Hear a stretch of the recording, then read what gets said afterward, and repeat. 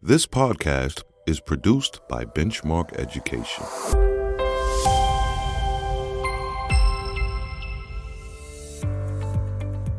Success.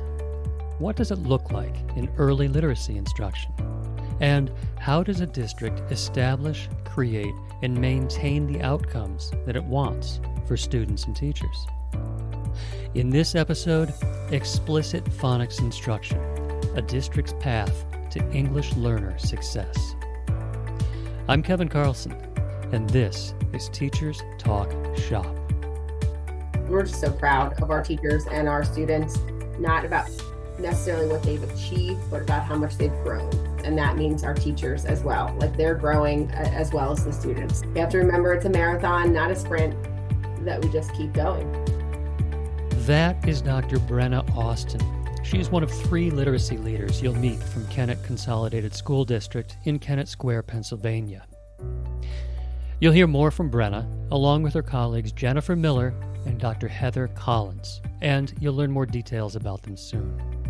But these 3 were not the only people involved in what happened at KCSD. The effort was wide-ranging, and so were the results. The percentage of English learners in grades 1 through 5 who were on track to proficiency grew from 7% to 55%. Recently, Benchmark Education's Dr. Jennifer Nye spoke with Brenna, Jennifer, and Heather to learn more. I am so excited today because we have 3 amazing educators that are joining us, and I'm super excited because I've had the opportunity to learn from them and also hear the amazing successes they've had in their school district. And they're going to tell us a little bit about those successes, but tell us what's happened since then. So let's go ahead and dive into this conversation. So, ladies, tell me a little bit about yourself. Heather, let's start with you. Good morning. Heather Collins. I'm the Director of Teaching. We have a really interesting district in our area. We are the mushroom capital of the world. Tell me a little bit more about that. So we grow the most mushrooms. We are the one of the top, or if not number one, largest distributor of mushrooms. So when you are eating mushrooms across the country or even in the world, you're probably eating mushrooms that come from Kennett Square, Pennsylvania.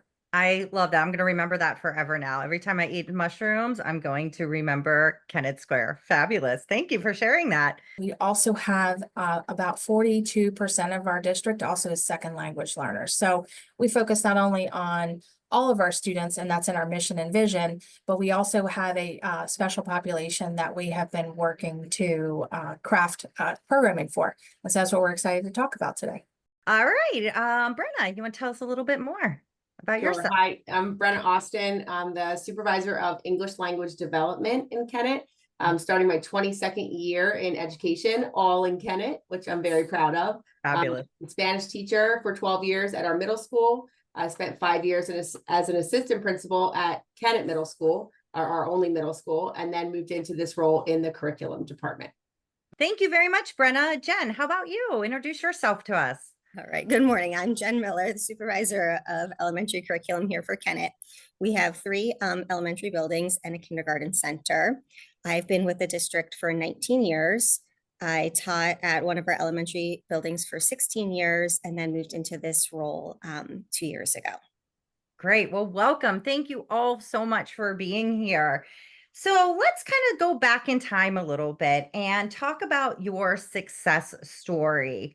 So tell me a little bit about that. What happened before 2023 that was such a success for you all? Heather, do you want to tell us a little bit about that? Sure. Before 2023, we were, coming out of COVID, of course, and the pandemic, also evaluating our literacy instruction. We were hearing and seeing a lot of things that we were in a balanced literacy system at the time. Science of reading was coming around, and we were doing a lot of research. And so really looking at our data and realizing that K-12, we had a literacy, issue that we needed to work on. So around that time, we had components of comprehension, pieces of writing in, but what we were missing, particularly at the elementary level, our data was showing that we needed to work on phonics and phonemic awareness, early literacy, those pieces. And so we we always form committees here in Kennett to involve our educators, formed an committee to review lots of variety of phonics programs, just to ensure, but we also took it through the lens of what do our students need here in Kennett. So at that time, the committee selected Benchmark Phonics, and we started professional development and started moving that in, and started also realizing that we needed a level of professional development for our educators. So we moved in the program first and did some of the program level professional development. So that's where we started, but that's not where we ended, but that's where we saw a lot of success with our students. Because prior to that, I can't guarantee that we were providing phonics instruction at a level that our students really were showing gains, or if at all. It had been, I want to say 3 or 4 years. I think Jen will speak to that too, before we had done, we had even had a program for the teachers to utilize for phonics instruction. And so that's kind of where our success story spawned out of, and the reason why we have seen such growth in our students. Yeah, that's really interesting. And I think I know for sure you're not alone, right? Like so many districts and schools have faced the same thing, like doing really good pieces of things, but maybe not having that systematic approach. And what I love that you all did is that you use the data to make that decision. It wasn't just, let's try this new trend or let's do this.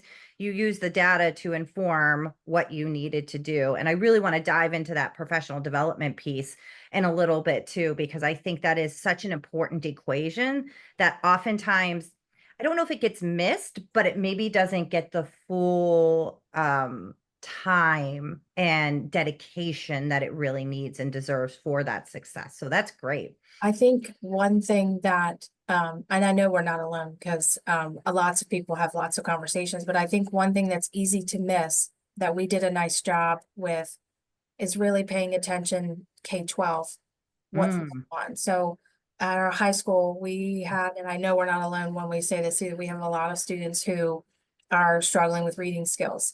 And so really looking at those skills and back mapping, where does that start? And so I think it's easy to say when you have a middle school, high school reading issue, then you put all your efforts there, your best efforts, or you funnel a lot of money.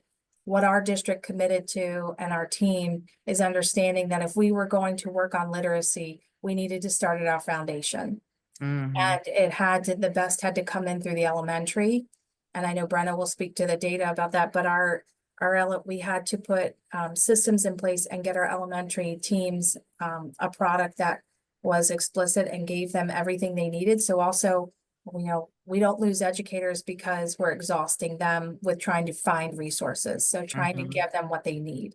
And so I think that was also a huge approach. It was a different way than to look at it, but that was another piece of data that we utilized. After the break, digging in to the data. Stay with us. There is one program that addresses all your phonics needs. Designed for Tier 1 and Tier 2 instruction in grades K through 5, based on the latest science of reading research and aligned to the tenets of structured literacy, this is Benchmark Phonics.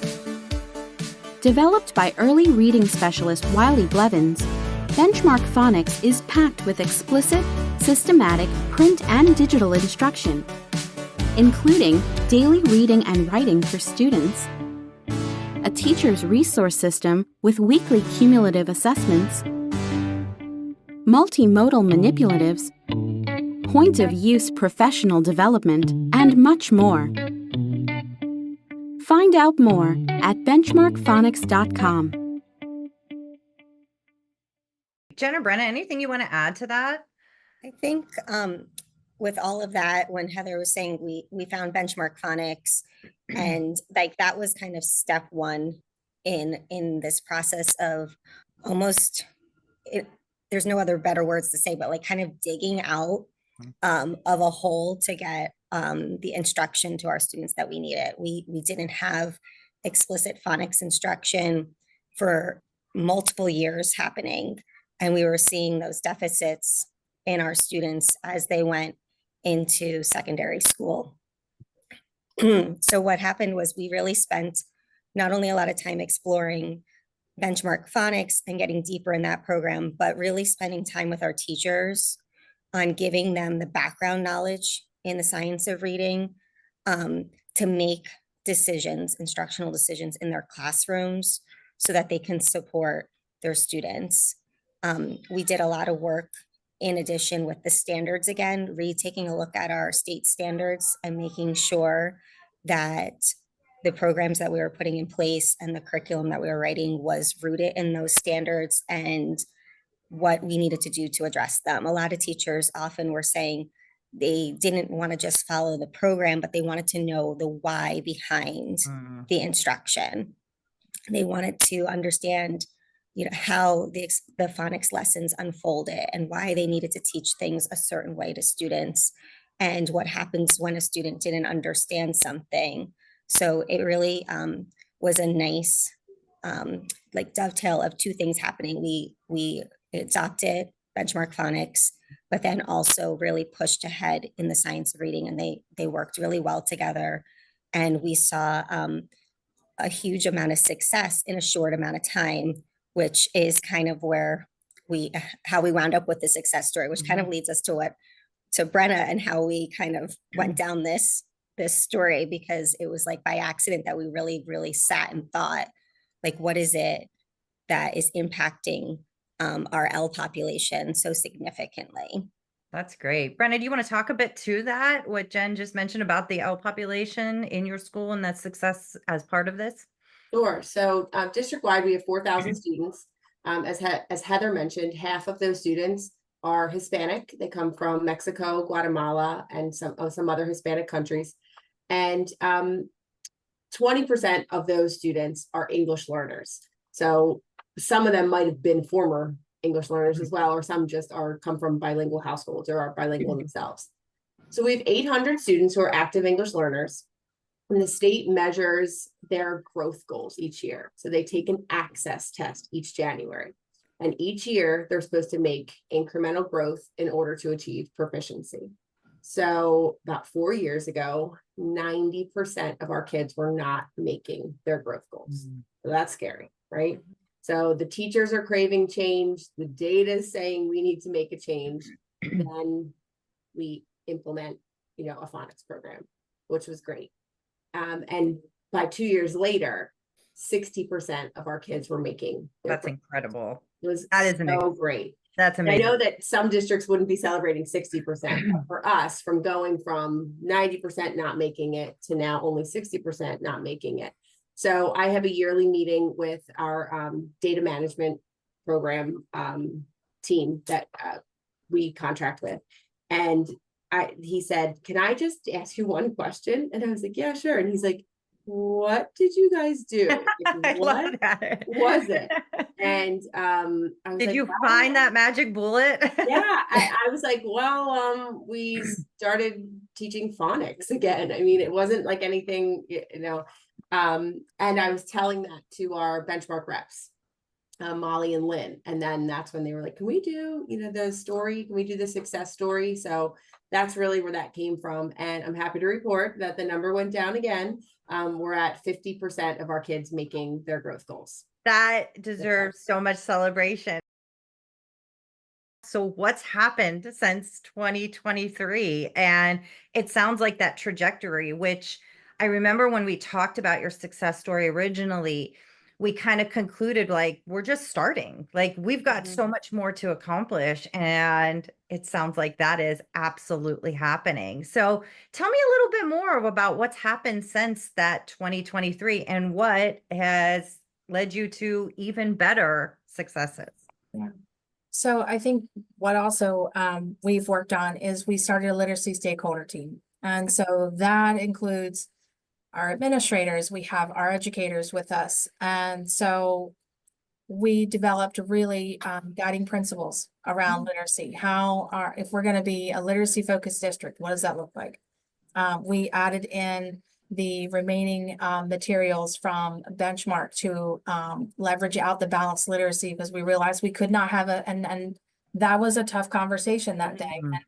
It's like you couldn't have one foot in science of reading and structured literacy, and you couldn't have another foot in balanced literacy. And so we took time and really dove into what do we need, what do we not have, and then we defined curriculum. We really defined what does curriculum mean? It's not a program, it's an entire package and experience for kids. And so we've just been working on being very responsive to our educators. And so just ensuring that they knew the why, how things are leveraging, but to Jen's point, that they know how to make teacher decisions and when they're in time, and they have the ability to do that. So we're still continuing professional development. We're doing coaching around reading. We're doing a lot of getting deeper in the science and really ensuring that the professional development is what needs to happen. We changed up our universal screener from this work to give us more data and deeper data and give us more diagnostic assessments. So while we're running things and staying not just, we needed the right data. And so I think that was something that it was a really tough time, to have that conversation. And when you have to make so much change but the group decided that and they selected that. So those are things we've been working on, just a few, because it's a lot, but I know Jen and Brenna will share too. Yeah. Yeah. One thing I want to comment on is that just listening to your story and how your journey's continuing is you've instilled excellent change management. And because change is not easy, right? Like nobody likes change. And especially I think as any teacher, I used to teach, like you're in there and doing everything that you feel is best for those students. And when your practices have to shift because we know that there are better ways of doing things, that's not easy. And that probably, like you said, led to some difficult conversations, is giving up something that you may have been doing for a really long time to a new way of doing things that's led by data. But you've really captured that change management, I think, in the way that you empowered teachers and the way that you created collaboration. And you just mentioned you created this, what did you call it? Like a literacy. It's our literacy stakeholder team. Literacy stakeholder team. So it's showing the value that you're placing on this, but yet the support that you're there to provide. So that to me, that collaboration, that professional development is such a key, because no one curriculum is going to do it. No one instructional practice is going to do it all. It takes all of these pieces to really help cultivate effective teachers that are going to then create that change. After the break, PD at KCSD. Stay with us. Phonics instruction. It's key to every child's ability to read. For students in grades K to 5 who need extra support, there is a new program for Tier 3 intervention. Benchmark Phonics Intervention.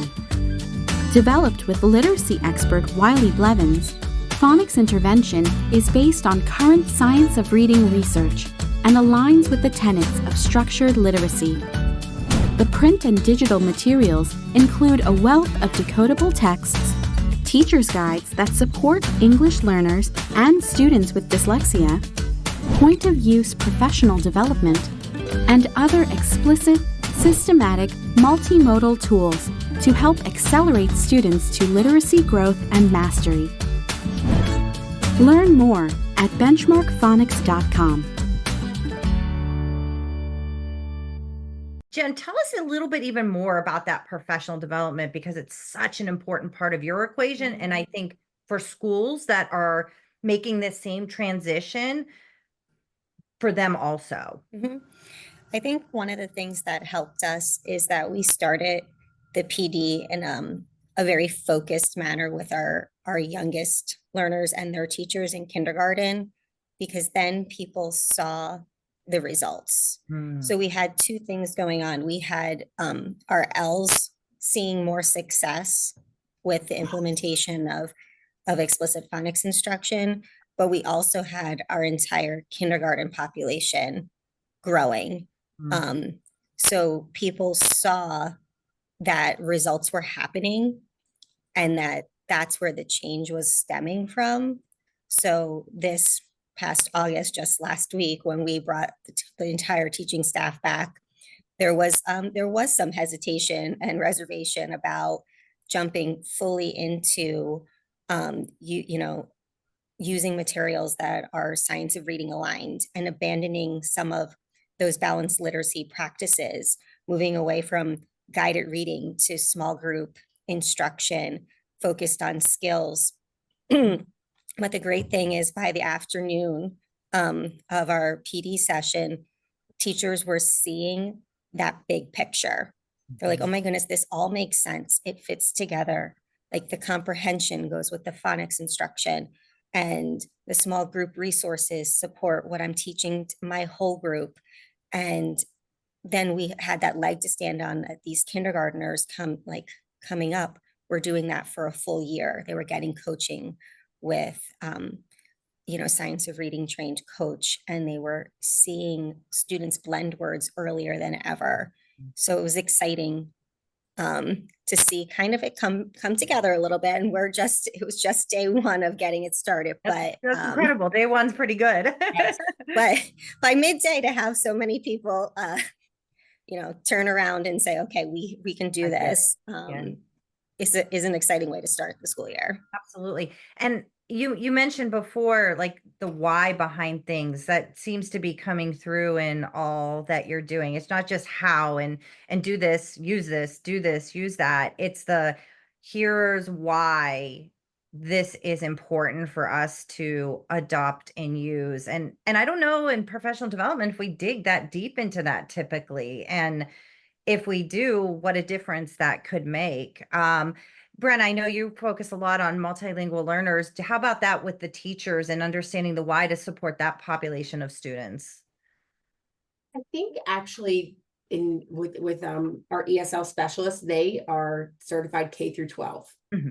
So those who tend to work with our youngest learners probably had background in elementary education. But the ones who work at secondary have background sometimes in foreign language or, another subject, a subject specific to a content area. So for them, I think they understand the why, but sometimes our secondary EL teachers don't understand the how. And that's a vulnerability thing for them too, because they're like, I've never learned how to teach a kid how to read. But we have older learners now coming to us with gaps in their education who need to know how to read. And it's like a vulnerability to say, as a teacher, I don't know how to do that. Like I know what language instruction looks like, but I don't know how to teach a child. I don't even know what the word decoding might mean or something like that. And it takes a lot of vulnerability for them to say that. So I remember bringing some of our high school English learner teachers down to the elementary school, and we went into a benchmark phonics intervention lesson. And they're like, oh my God, this is exactly what our kids need. But I remember them saying that the materials weren't appropriate for the kids because we have 16-year-old students who don't know how to read, and they can't use this, book that has, I always say, like pictures of baby turtles in it. Baby like, books, yeah. Like cartoon turtles. So they were prepared to take the text and then go find actual pictures of turtles and like use it for them. And that's when we talked to our rep who said, have you guys ever heard about benchmark rigor? And we were like, what? No. So it all kind of came together, and we started using rigor at the middle school and high school, and it's made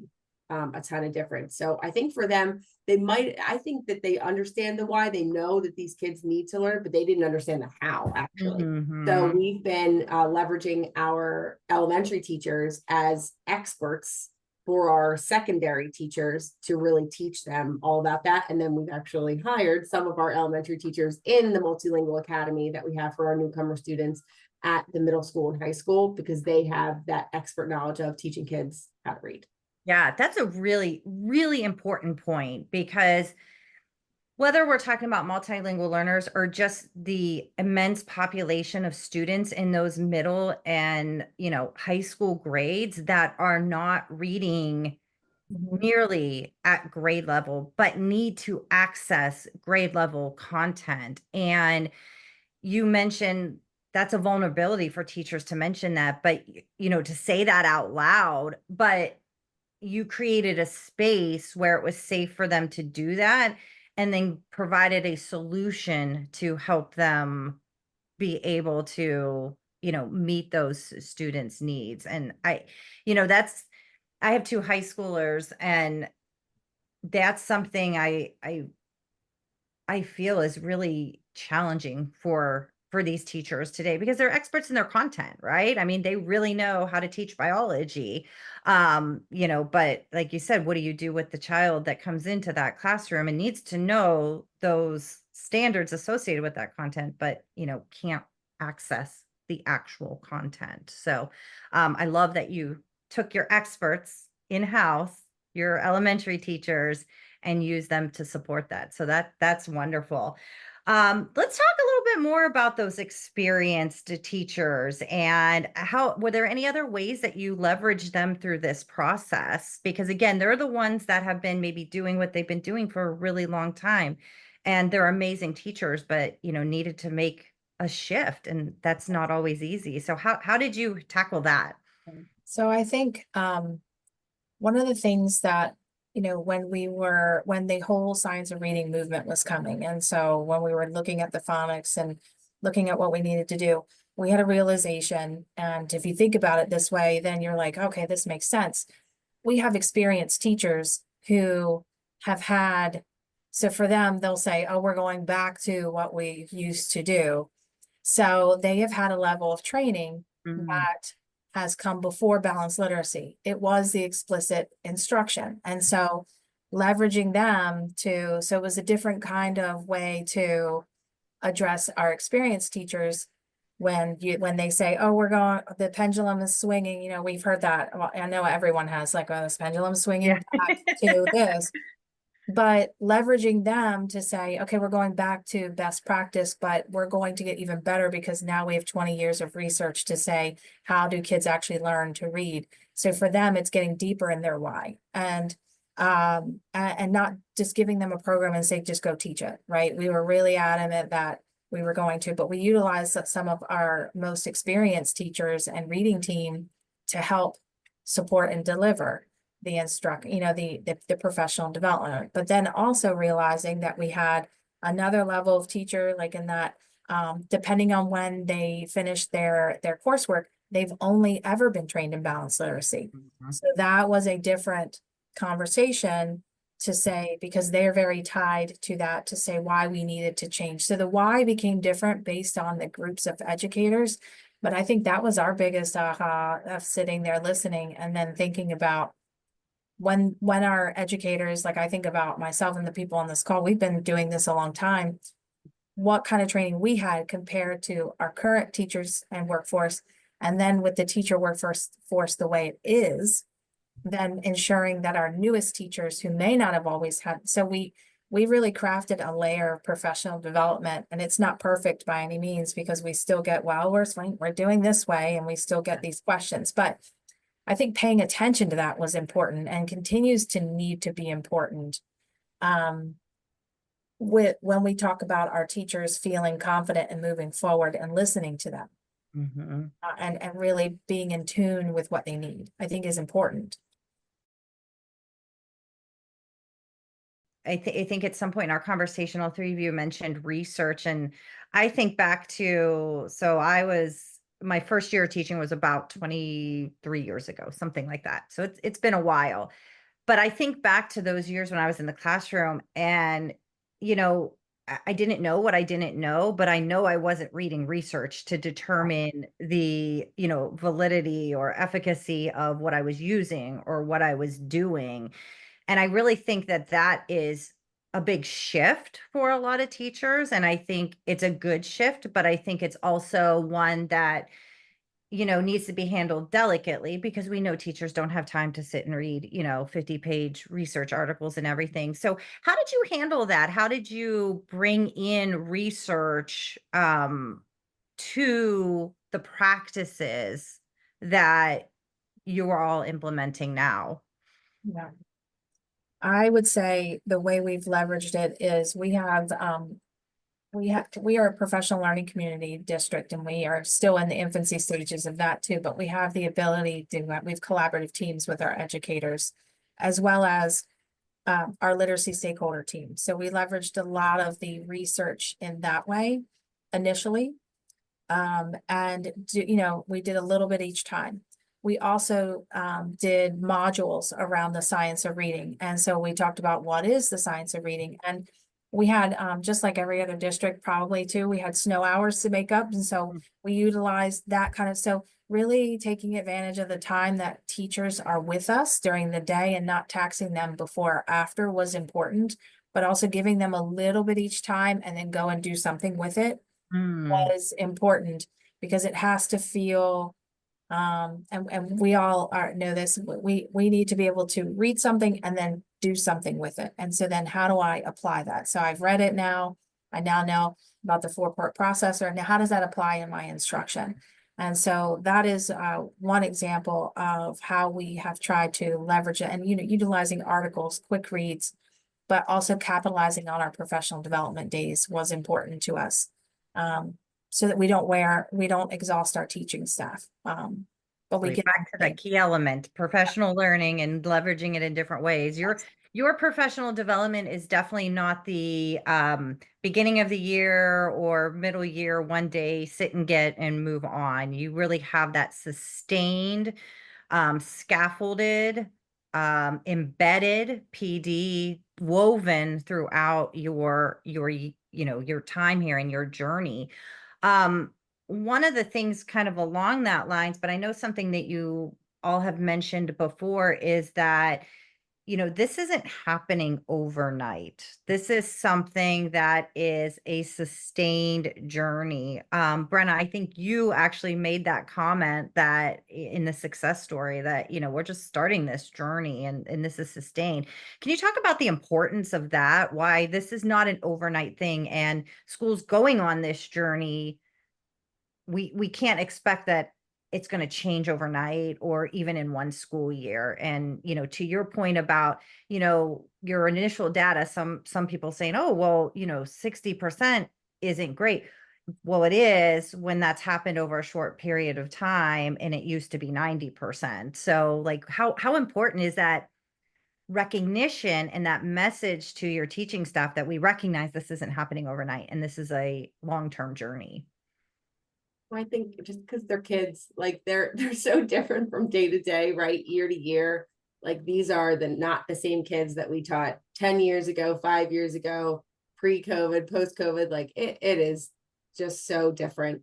And we're also getting a different type of L coming to us. The L's coming to us from Guatemala. We've had to do a lot of research into what school looks like in Guatemala. It's very different than school in Mexico. How long kids are going to school, what languages they're learning there.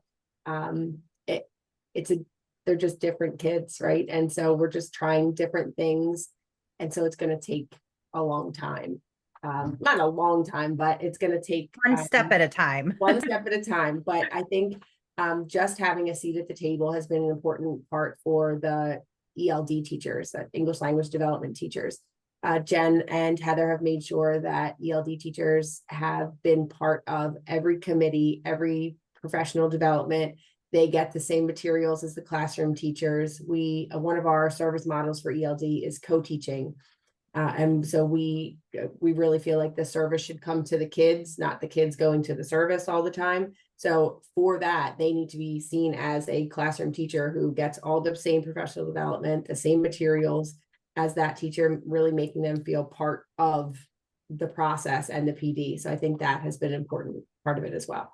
Yeah, that's a really good point because you unfortunately, you hear that a lot is that there's sometimes this separation or this perception of separation. And what you're doing as part, again, another piece of this big puzzle, there's lots of pieces to this puzzle, is creating this kind of level space where we're all equal here trying to support the needs of this student. And creating that collaboration, I can imagine, only creates better consistency across instruction, with those teachers, whether it's in the classroom or whether it's, with the multilingual learner teachers and whatnot. One of the things that we say to our new teachers, and that we did in our professional development for ELD the other day, is I kind of joke with them a little bit. And I say, let's give a hand to our language teachers, like stand up if you're a language teacher, and like the Spanish teacher will stand up and the French teacher and maybe the ELD teachers. And I'm like, no, come on, I need to see more. And then eventually I'm like, everybody stand. And we say in Kennett, everyone is a language teacher. Like every single teacher is responsible for the language teaching of our students. It has to be part of everything that we do in health class, music class, math, history. There's a language of all of that.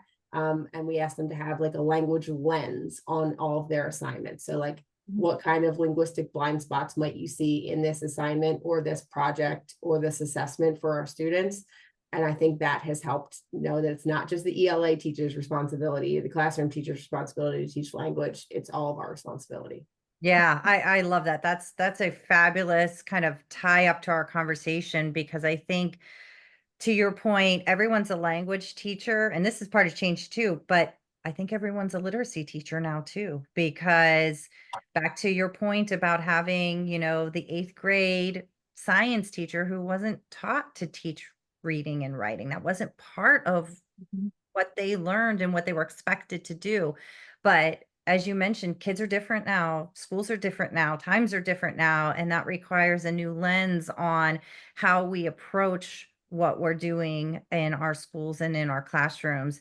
And you all have been on an incredible journey and have had so many successes that I know will continue, and done such an amazing job of just taking those many pieces of the puzzle and looking at data and looking at research, bringing together teachers in collaborative ways for sustained professional learning, and creating new change through curriculum is really, really an incredible feat. So I know a lot of schools can certainly learn from your journey. So I appreciate you all sharing that. Is there any last words that you would like to share with our listeners today? One thing I was thinking, it's been a messy journey. And sometimes I'm like in the daily grind of the day and with everything going on, we're like, oh my goodness, are we making any progress? Like, are we getting there? But it's situations like this and times when we get to speak to others or times when we sit down and reflect, like it's messy work, but we are seeing the steady progress. And so just not to give up, because there are many days where like making a huge shift like this hasn't been clean. There's been times where we looked at each other and we're like, I don't know, like, what are we doing? Like, is it Friday yet? Yeah, there's a lot of I mean, we work with students, we work with teachers, we're a people profession. So there's a lot of emotions in this journey. And everybody at the end of the day wants to do what's best for our students here in Kennett. And so we just have to keep telling ourselves that, this work is for our students and we're seeing progress, but not to get lost in the daily mountain. I would also add to really trying to bring, I think the biggest change in education is the continuous improvement model, right? And so we don't have 30 first days. Like it shouldn't be the same thing every year. And so really trying to change that is what we're on. And so just always knowing that every year we're going to reflect and make change, but it's messy and that's a part of that process. And so I'm glad Jen mentioned that, because it's not all sunshine and rainbows, and most certainly.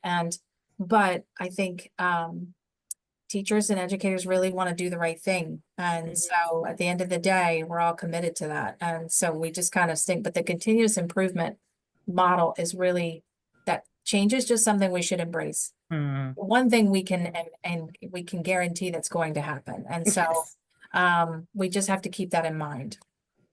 Absolutely. Yes. And I think we're just so proud of our teachers and our students, and not about necessarily what they've achieved, but about how much they've grown. Yes. I don't think we tend to look at the achievement results as much as the growth results. And that means our teachers as well. Like they're growing as well as the students. So you have to remember it's a marathon, not a sprint, and that we just keep going. Absolutely. Great. Well, those are wonderful words of advice to end on. And to each of you, Brenna, Heather, and Jen, thank you so much for sharing your success story, but also sharing the continued journey, because I know a lot of others that are going through the same process for you can learn a lot from your successes, and even the recognition that, like you said, it's not all pretty, it's not all easy, but together you will get there. Thank you to Kennett Consolidated School District for sharing their success story, and to Brenna Austin, Jennifer Miller, and Heather Collins for helping to tell that story. Thank you, Dr. Jennifer Nye, and thank you for listening to Teachers Talk Shop. If you want to read about KCSD's growth toward proficiency for their English learners, navigate to benchmarkeducation.com, go to the Professional Learning header, and select White Papers and Success Stories. There, you'll find a paper called Explicit Phonics Instruction Moves the Needle. Check it out and learn more. For Benchmark Education, I'm Kevin Carlson.